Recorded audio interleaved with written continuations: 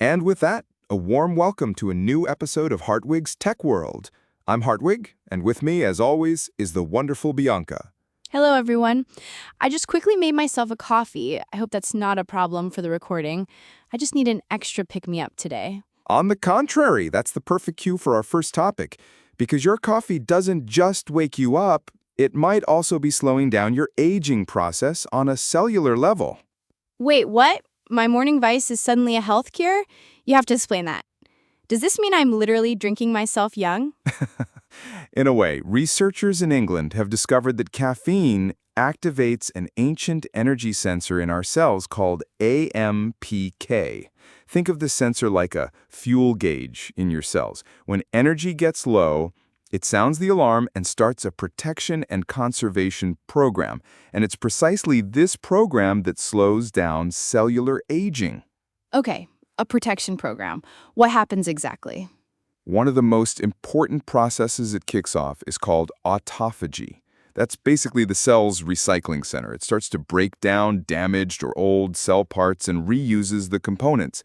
Essentially, it keeps itself clean and fit. The discovery of this process even won the Nobel Prize in Medicine in 2016. Wow, and coffee helps with that? Exactly. Caffeine essentially pushes the start button for this process. Interestingly, this AMPK sensor is also the target of metformin, a very well-known diabetes drug. Studies have shown that diabetics who take metformin often live longer than healthy control groups, and it's suspected that this is due to this very cell protection mechanism. That sounds fantastic.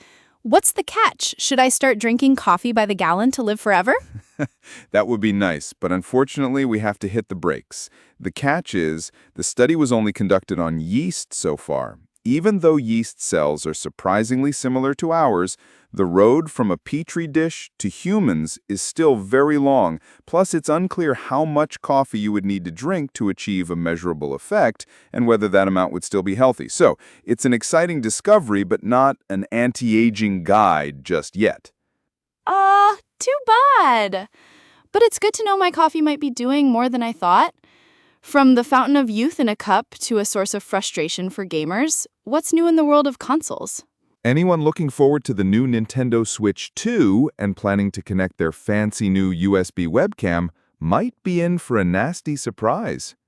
Why? I thought everything was plug and play these days. Just plug in the USB-C and you're done. You would think so, but that's exactly where the problem lies. Many modern webcams simply don't work correctly with the Switch 2, while older models are recognized without any issues.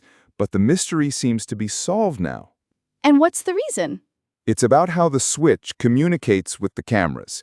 It seems to be very picky about automatically selecting the resolution and prefers to use very low resolutions like 480p.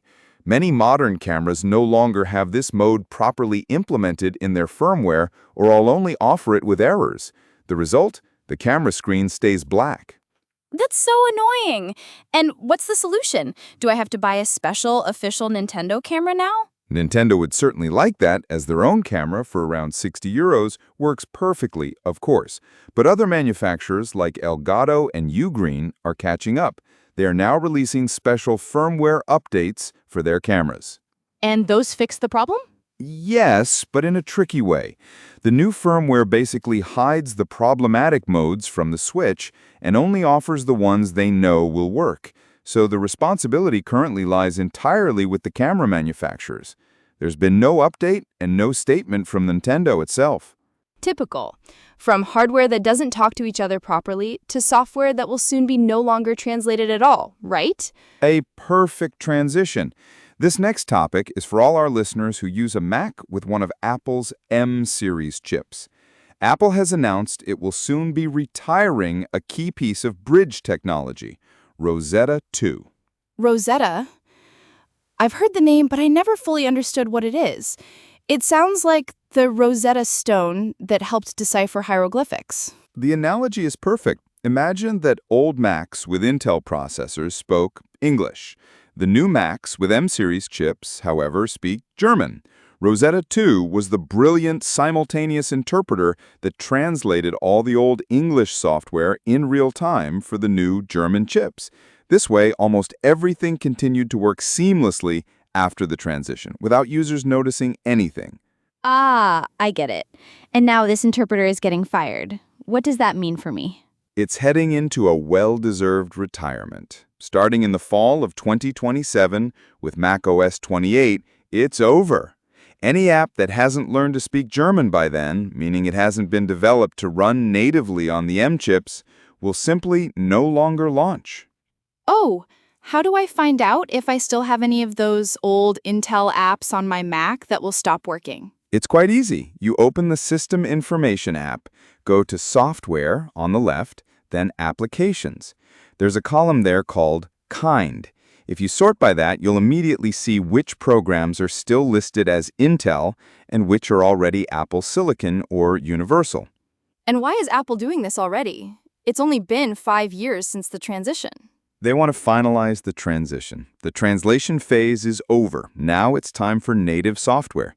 This ensures the best performance and stability. It's a clear signal to the last remaining developers, update your apps, time is running out. And that's it for today. From rejuvenating coffee to stubborn consoles and retired interpreters. So let's recap.